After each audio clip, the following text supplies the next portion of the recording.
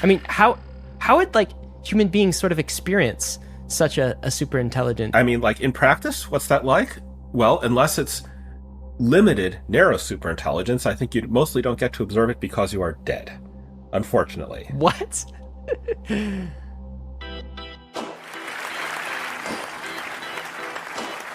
We started OpenAI 7 years ago because we felt like something really interesting was happening in AI.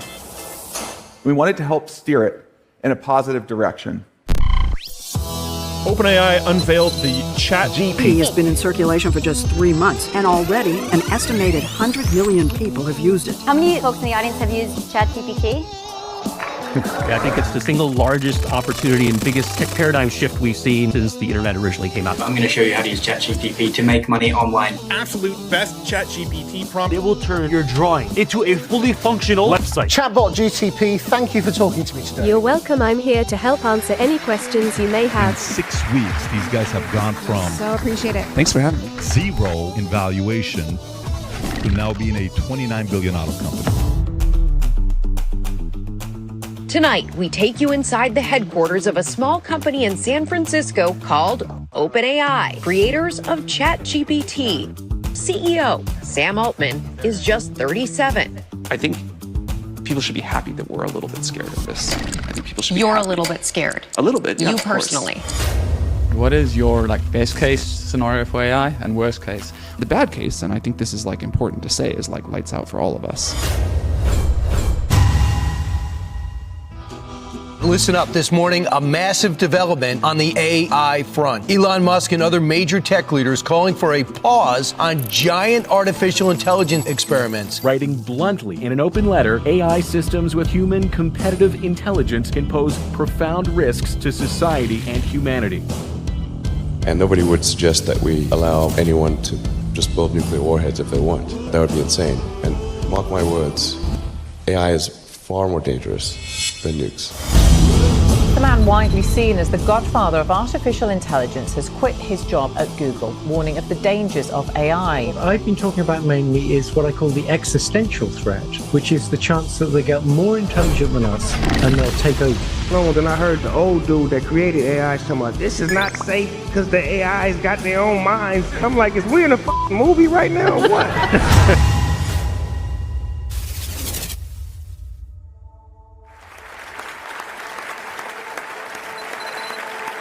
Can we have the water, by the way, just brought here? I think we're going to need it. It's a dry mouth topic.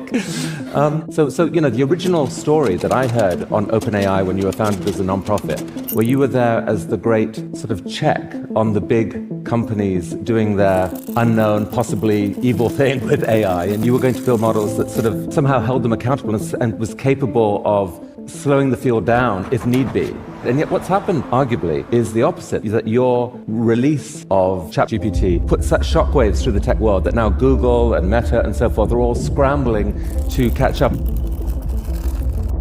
But this isn't an arms race, it's a suicide race where everybody loses if anybody's AI goes out of control. Do you share Geoffrey Hinton's worries? Absolutely. Do you believe, I'm quoting him, that it is not inconceivable that it could actually lead to the extinction of the human race? Not only is it not inconceivable, I think it is quite likely, unfortunately, and I'm not just the only one saying this. Overall, maybe you're getting more up to 50-50 chance of doom shortly after you have AI systems that are at human level. This is a stat that took me by surprise. 50% of AI researchers believe there's a 10% or greater chance that humans go extinct from our inability to control AI. We have to realize what people are talking about. The destruction of the human race. The end of human civilization. I have a dream today. You see how it all evens out? Who would want to continue playing with that risk? But it is happening today, and companies are continuing. There's not enough divestment, there's not enough real meaningful action by the experts to say we are going to change our behavior in the interest of protecting humanity. It just sounds absurd that serious people like yourself, these tech people, can talk about the end of the human race. It really concentrates the mind. So every time you release a model, every time you build such a model, you're rolling it down. Maybe this time's fine. Maybe next time's fine. But at some point, it won't be right. It's Russian roulette. So the risk is that ChatGPT 6 won't be written by humans. It'll be written by ChatGPT 5.5. I've been watching lots of these kind of long-form podcasts with people like Sam Altman, who you mentioned, and then we'll continue to speak about the research they're doing after saying that it might bring about the end of humanity. Why do they carry on doing it? Yeah, I think that's a really important...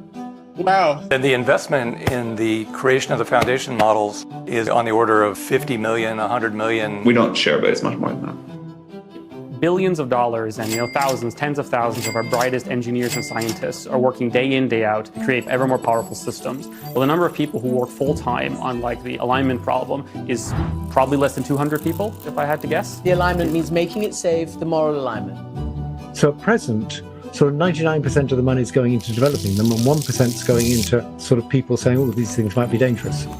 It should be more like 50-50, I believe. Alignment is moving like this. Capabilities are moving like this. For the listener, capabilities are moving much faster than the alignment. Kind of like we're rushing towards this cliff. But the closer to the cliff we get, the more scenic the views are and the more money there is there. And so we keep going. But we have to also stop at some point, right? Given how fast things are moving and how fast you're developing this technology, how much time do we actually have? CEOs involved in artificial intelligence development meeting with President Biden and Vice President Harris in Washington. The White House said that Biden told the CEOs they need to mitigate risks posed by AI to individuals, society, and national security. I'm skeptical, and I think many are skeptical. Maybe that's warranted because the technology just develops so quickly, and public policy takes so much longer to develop. Just calling the private companies and say you are in charge and you have more obligation is nothing. Especially from Microsoft and Google, the two leaders here, and OpenAI, I guess, we hear the word responsible. We're going to do this responsibly. Seems like you're not buying that. What do you think? Well, those companies are responsible to their shareholders. They're not necessarily responsible to humanity as a whole. It's the systemic processes that are protecting business interests over human concerns that create this pervasive environment of irresponsible technology development. And raise your right hand. As these systems do become more capable, and I'm not sure how far away that is, but maybe not super far, I think it's important that we also spend time talking about how we're going to confront those challenges. So that's what a large language model is. It's this giant trillion parameter circuit that's been trained to predict the next word. What goes on inside, we haven't the faintest idea.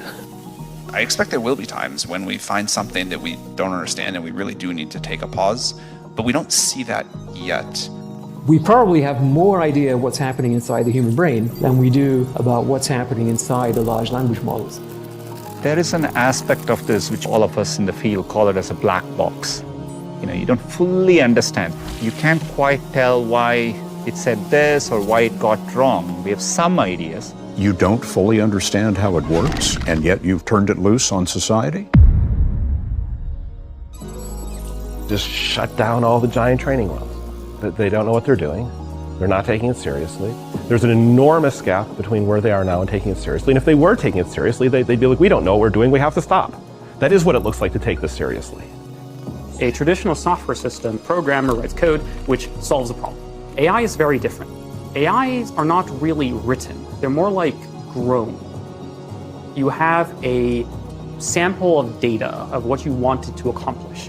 And then you use huge supercomputers to crunch these numbers to kind of like organically almost grow a program that solves these problems. And importantly, we have no idea how these programs work internally. Oh gosh. They are complete black boxes. We don't understand at all how their internals work. This is an unsolved scientific problem. And we do not know how to control these things. What a lot of safety researchers have been saying for many years is that the most dangerous things you can do with an AI is, first of all, teach it to write code, because that's the first step towards recursive self-improvement, which can take it from AGI to much higher levels. Bard has already learned more than 20 programming languages. Let's get ChatGPT to write some code for us. Oops, we've done that. Another thing, high risk, is connected to the internet. Let it go to websites, download stuff on its own, talk to people. A big part of our strategy is, while these systems are still relatively weak and deeply imperfect, to find ways to get people to have experience with them, to have contact with reality, and to figure out what we need to do to make it safer and better. Oops, we've done that already. That's like saying, well, the only way we can test our new medicine, the only way we can know whether it's safe or not, is to actually put it right into the water supply, give it to literally everybody as fast as possible. And then before we get the results for the last one, make an even more potent drug and put that into the water supply as well, and do this as fast as possible. Have you seen Don't Look Up, the film? This feels like a gigantic Don't Look Up scenario. It's a movie about like this asteroid hurtling to Earth. Good afternoon, everybody. There's an expert from the Machine Intelligence Research Institute who says that if there is not an indefinite pause on AI development, this is a quote, literally everyone on Earth will die. Would you agree that does not sound good? Your delivery, Peter, is quite something. We are taking this very seriously. We put our blueprint out. It is a cohesive federal government approach to AI-related risks, as you just laid out in a very dramatic way. But clearly, is there anything more dramatic? I mean, you just read it. Literally everyone on Earth will die. Pretty dramatic. Pretty dramatic. Isn't that an extinction level event? Well, let's not be dramatic here. At this very moment, I say we sit tight and assess. We are actually acting out. It's life imitating art. Humanity is doing exactly that right now, except it's an asteroid that we are building ourselves. I feel like we're at the beginning of a disaster film where they show the news clips about like when everything went. The newscasters laughing it off. Exactly. Okay, well, as it's damaging, will it hit this one house in particular that's right on the coast of New Jersey? It's my ex-wife's house. I need it to be hit. Can we make that happen? What is your like best case scenario for AI and worst case? I mean, I think the best case is like so unbelievably good that it's like hard to. I think it's like hard for me to even imagine. And when these treasures from heaven are claimed, poverty as we know it, social injustice, loss of biodiversity, all these multitudes of problems are just going to become relics of the past. We are working to build tools that one day can help us make new discoveries and address some of humanity's biggest challenges, like climate change and curing cancer. They found a bunch of gold and diamonds and rare shit on the comet. So they're gonna let it hit the planet to make a bunch of rich people even more disgustingly rich. Almost nobody is talking about it. And then you have Harry. People are squabbling across the planet about all sorts of things which seem very minor compared to the asteroid that's about to hit us. And one of the things that worries me most about the development of AI at this point. So do I need to invest in the AI so I can have one with me? We seem unable to marshal an appropriate emotional response to the dangers that lie ahead. Right now, we're at a fork in the road. This is the most important fork that humanity has reached in its over 100,000 years on this planet. We're building effectively a new species that's smarter than us. It's as if aliens had landed, but we didn't really take it in because they speak good English. We think that regulatory intervention by governments will be critical to mitigate the risks of increasingly powerful models. For example, the US government might consider a combination of licensing and testing requirements for development and release of AI models above a threshold of capabilities. Humans have kind of changed the environment on Earth very significantly as a result of our intelligence relative to other species, and that's had, significant consequences for some species and for the biosphere in general. Common sense tells you that something similar might happen if we invent something more intelligent than us.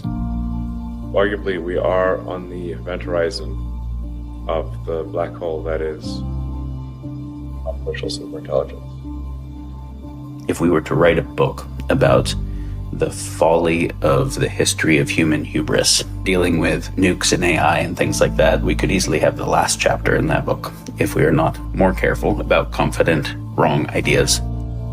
It's possible that there's no way we will control these superintelligences and that humanity is just a passing phase in the evolution of intelligence.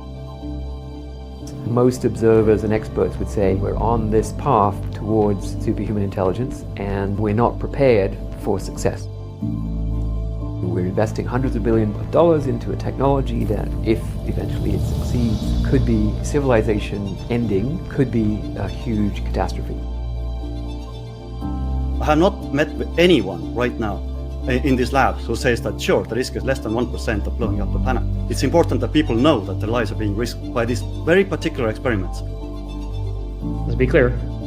They're racing for their own personal gain, for their own glory, towards an existential catastrophe that no one has consented to. We just had a little baby, and I keep asking myself,